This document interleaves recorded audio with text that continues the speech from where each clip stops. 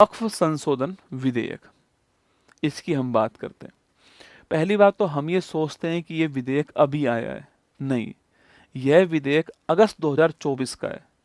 तो ये जो विधेयक है वो कब का था? यह विधेयक था अगस्त 2024 का विधेयक था ना। 2024 में हमने ये बिल जो है लोकसभा में पेश किया था ना। 24 में हमने बिल जो है, जो लोकसभा है हमारी, वहां पर हमने पेश किया इसको, ठीक है। हमने इसके अंदर जो पुराना वाला जो बिल है आपके, वक्फ बिल आपके 1995 का, उसके अंदर बहुत सारे 40 से अधिक संशोधन जो है वो प्रस्तावित किए थे हमने ना। ये जो बिल था इसमें हमने, इस वाली बात कर रहा हूँ यहाँ पर ना, हमने इस बिल के अंदर जो वक्फ, जो हमारा अधिनियम था, जो हमारा अधिनियम था 1995 का, हमने इसके अंदर 40 से अधिक संशोधन जो है वो पेश किए थे ना। हमने 40+ संशोधन जो है वो पेश किए थे इस बिल, आपके इस अमेंडमेंट बिल के अंदर, ठीक है। इसके लिए हमने कमेटी बनाई थी आपके, जगदम्बिका पाल जो है उनके नेतृत्व में कमेटी बनाई गई। अभी उस कमेटी की रिपोर्ट आई है और अभी इस कमेटी की रिपोर्ट ने फरवरी 25 के अंदर इसमें से 14 जो संशोधन है उनको मंजूरी प्रदान कर दी है। तो अभी जो कमेटी की रिपोर्ट आई थी आपके 2025 के अंदर, इसमें से 14 संशोधन जो है इनको मंजूरी प्रदान कर दी है, ठीक है। अभी तक सारे के सारे संशोधन आपके मंजूर नहीं हुए, 14 को मंजूरी प्रदान कर दी है और उसके बाद में संशोधन बिल जो है लोकसभा के अंदर पेश कर दिया गया है, ठीक है। अब मुद्दा यहाँ पर यह आता है कि गुरुजी, पहली बात तो ये क्या है, ये संशोधन क्यों किया जा रहा है, क्या जरूरत पड़ गई? 3-4 क्वेश्चन आपके दिमाग में बन सकते हैं, ठीक है। तो पहला क्वेश्चन जो आपके दिमाग में बन सकता है वो ये हो सकता है कि वक्फ क्या है।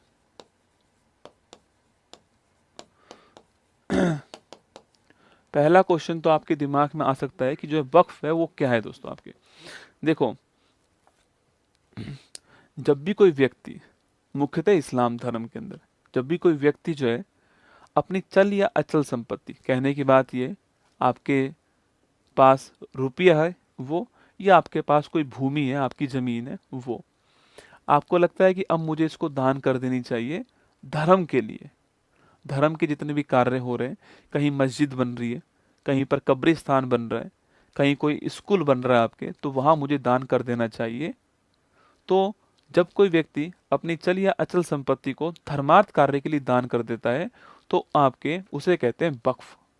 तो वक्फ क्या होता है? तो जब कोई व्यक्ति अपनी चल या अचल संपत्ति को, जो भी है, रुपया, पैसा या भूमि, जो भी है, ठीक है, चल या अचल संपत्ति को धर्मार्थ के लिए दान कर देता है, धर्मार्थ के लिए आपके समर्पित कर देता है, दान कर देता है धर्मार्थ के लिए, तो इसे कहते हैं हम लोग वक्फ। क्या कहते हैं? वक्फ, ठीक है। इसे कहते हैं दोस्तों हम लोग वक्फ। अब इसको रेगुलेट करने के लिए भारत में अलग अलग राज्यों में आपके वक्फ बोर्ड बनाए गए हैं, ठीक है। इसको भाई रेगुलेट भी करना पड़ेगा आपके, तो इसको रेगुलेट करने के लिए क्या बनाए गए? इसे रेगुलेट करने के लिए वक्फ बोर्ड जो है वो अलग अलग स्टेट के अंदर आपको मिल जाएंगे, ठीक है, अलग अलग स्टेट में मिल जाएंगे। यहाँ तक तो सब ठीक है। अब दोस्तों जो वक्फ संपत्ति है ये कितनी महत्वपूर्ण है, क्यों इतना हंगामा इसके ऊपर हो रहा है, आप आंकड़ों से समझिएगा कि भारत में तीसरे स्थान पर सर्वाधिक भूमि जो है वो वक्फ के बोर्ड के पास में। भारत में तीसरे स्थान पर सर्वाधिक जो भूमि है वो किसके पास में? वक्फ बोर्ड के पास में, या तो रेलवे के पास में इससे अधिक, या फिर डिफेंस के पास में। तो ये क्यों महत्वपूर्ण है, मैं आपसे ये कह रहा हूँ कि जो वक्फ संपत्ति है ये क्यों महत्वपूर्ण है। भाई अगर ये छोटी मोटी चीज है तो फिर क्यों ही माथा मार रहे हो इसके ऊपर इतना, क्यों इसके ऊपर जो है इतना विवाद हो रहा है, हर कोई इसी में लगा हुआ है, हर कोई न्यूज चैनल इसमें लगा हुआ है। तो हमें समझना पड़ेगा कि भाई क्यों महत्वपूर्ण है। 1 लाख करोड़ रुपए से अधिक की संपत्ति है इसके पास में, कितनी है? 1 लाख करोड़ रुपए से अधिक। कई देशों की जीडीपी नहीं होगी इतनी, इससे अधिक की संपत्ति है इसके पास में। और सबसे बड़ी बात कि लैंड का एक बड़ा पार्ट इसके पास में, क्योंकि अधिकांश लोग उसको क्या कर, रुपया तो कम ही लोग दान करते हैं, अधिकांश लोग अपनी जमीन दान कर देते हैं कि भाई अब मेरा तो कोई उत्तराधिकारी है नहीं, तो वो अपनी जमीन जो है वो धर्म के नाम पर दान कर देता है, धर्म के उत्थान के लिए दान कर देता है। धर्म में आ, आप मस्जिद बनाइए, आप कब्रिस्तान बनाइए, या शैक्षणिक संस्थान बनाइए, जो आपकी मर्जी हो वो काम करो, दान कर दिया, ठीक है। अब देखिए, मैंने कहा कि भारत में या तो रेलवे के पास है संपत्ति, रेलवे के पास भूमि है, या रक्षा मंत्रालय के पास भूमि है। इनके बाद में थर्ड सर्वाधिक जो भूमि है वो वक्फ बोर्ड के पास में, इसलिए महत्वपूर्ण चीज है, सर्वाधिक जो भूमि है वो इसके पास में, ठीक है, आपको ध्यान रखना है, ठीक है। इसको रेगुलेट कौन करता है, वक्फ बोर्ड करता है। समस्या दोस्तों यहीं पर है असली में, सब समस्या क्या है, यहीं पर है। एक्चुअली में इसके पास में जो पिछला वाला जो अधिनियम था हमारा 1995 वाला, इसके पास में दो ऐसे अधिकार हैं जिन्होंने ये संशोधन पेश करवाया, वो दो ही अधिकार हैं ऐसे। संशोधन क्यों आया,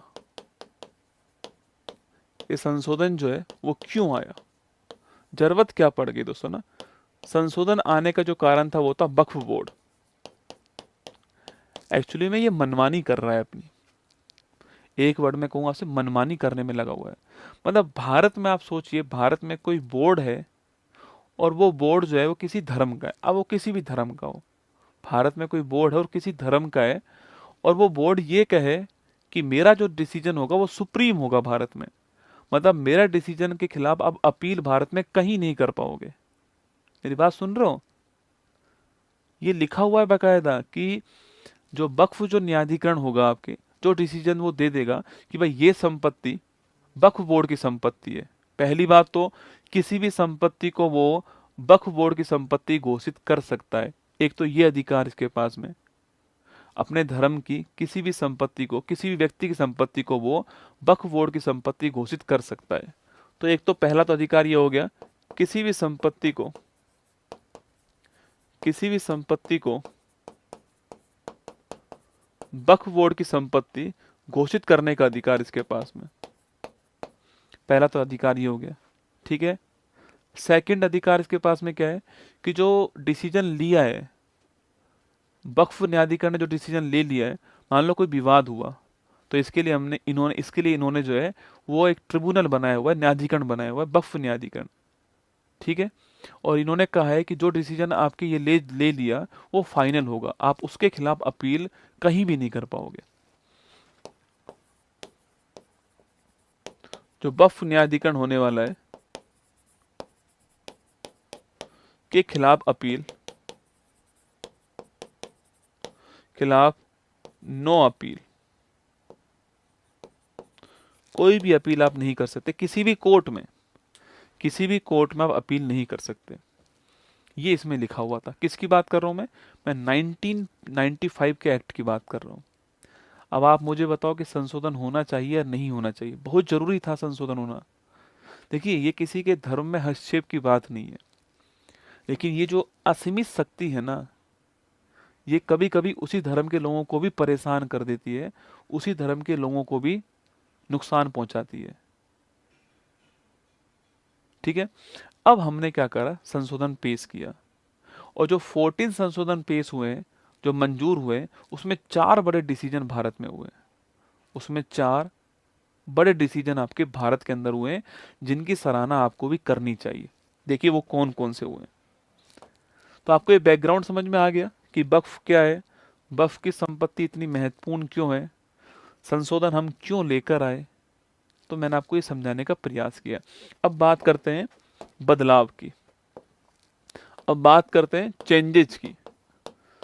क्या क्या बदलाव इस बिल में, अमेंडमेंट बिल में प्रस्तावित हैं जिनको मंजूरी मिल चुकी है। पहला, कि जो वक्फ है वो किसी भी संपत्ति को दे, मतलब कोई भी आपके व्यक्ति है, मान लो कि मेरी संपत्ति थी और मेरा कोई भी आगे पुरुष उत्तराधिकारी नहीं था, तो वक्फ ने मेरी संपत्ति ले ली कि आपका कोई उत्तराधिकारी तो है नहीं आगे, आप संपत्ति हमें दे दीजिए, हमने ले ली उस संपत्ति को। इस संशोधन में कहा गया है कि अगर महिला उत्तराधिकारी है तो आप उसके अधिकार से उसको वंचित नहीं कर सकते, उसका भी संपत्ति में अधिकार है। तो ध्यान रखना, पहला बदलाव है महिला उत्तराधिकारी, उसकी बात कही गई है ना। जो महिला उत्तराधिकारी है, इसका अधिकार है, इसका अधिकार है संपत्ति में हक, ठीक है। तो किसी व्यक्ति ने कोई संपत्ति वक्फ को दी है, लेकिन उससे पहले अगर महिला उत्तराधिकारी है तो आपको संपत्ति उसे देनी पड़ेगी, आप सीधा वक्फ को नहीं दे सकते, ये उन्होंने कहा है। पहले तो ये था कि पुरुष उत्तराधिकारी नहीं है तो संपत्ति वक्फ के पास पहुंच जाएगी, ठीक है। सेकंड बड़ा बदलाव, कोई भी सरकारी संपत्ति वक्फ बोर्ड के पास में नहीं जाएगी, कोई भी सरकारी संपत्ति को वक्फ नहीं माना जाएगा, और अगर किसी को माना गया है तो उसको वापस किया जाएगा। तो लिखिएगा, सेकंड बदलाव है कि सरकारी संपत्ति जो है, हाँ ये सच बात है, सरकारी संपत्ति भी वक्फ बोर्ड के पास में है कई जगह पर, क्योंकि उसने जो कह दिया ना, कि उसने कह दिया कि ये संपत्ति वक्फ बोर्ड की है, वो हो गई उसकी, ऐसा था मामला। सरकारी संपत्ति वक्फ में नहीं जाएगी, सरकारी संपत्ति वक्फ में नहीं जाएगी, गई है तो वो हटेगी, ठीक है। थर्ड पॉइंट, किसी संपत्ति पर स्वामित्व किसका है ये तय करने का अधिकार कलेक्टर का होगा। किसी संपत्ति पर किसका स्वामित्व है ये तय करने का अधिकार किसका होने वाला है, जिला कलेक्टर का होने वाला है।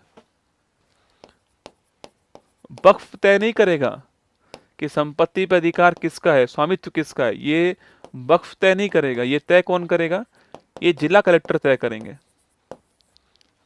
किसी संपत्ति पर किसका मालिकाना हक है ये तय कौन करेगा, आपके वक्फ तय करेगा। आपको ध्यान, ये आपके डीएम तय करेगा। और सबसे बड़ा बदलाव जो है कि एक वक्फ परिषद बनाई जाएगी जिसमें गैर मुसलमान का होना भी अनिवार्य है। नंबर 4 है, एक वक्फ परिषद बनाई जाएगी और इस परिषद में गैर मुसलमान जो है इसका होना भी अनिवार्य है।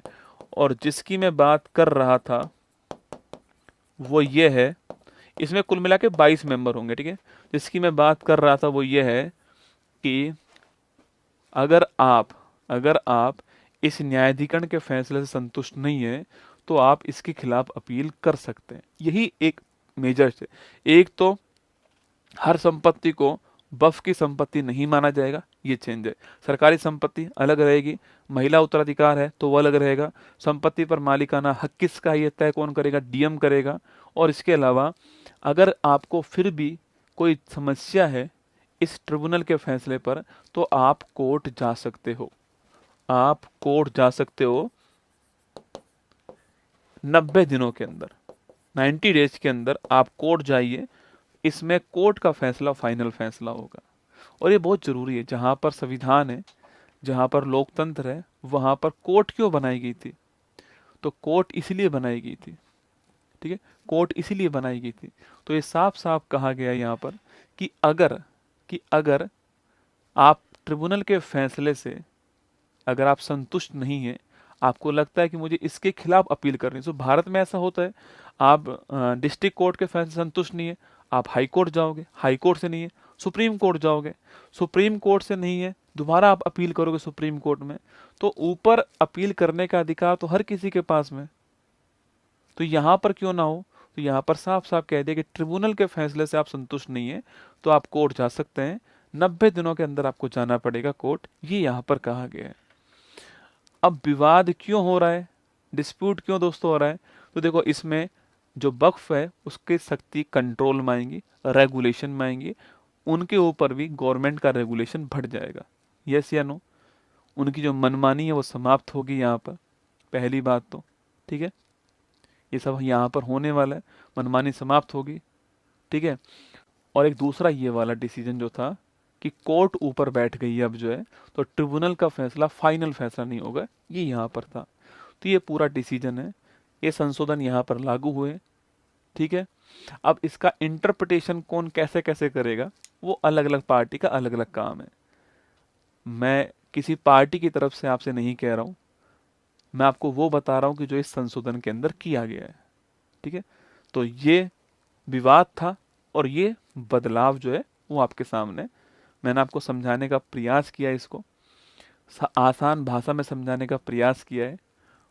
हो सकता है कुछ और बदलाव भी होंगे, कुछ और चेंज भी होंगे, सेक्शन 40 भी है आपके, तो बहुत सारी बातें और भी हो सकती है, पर मैंने आपको यहाँ पर जो है जो महत्वपूर्ण बातें हैं वो मैंने आपको करने का प्रयास यहाँ पर किया है।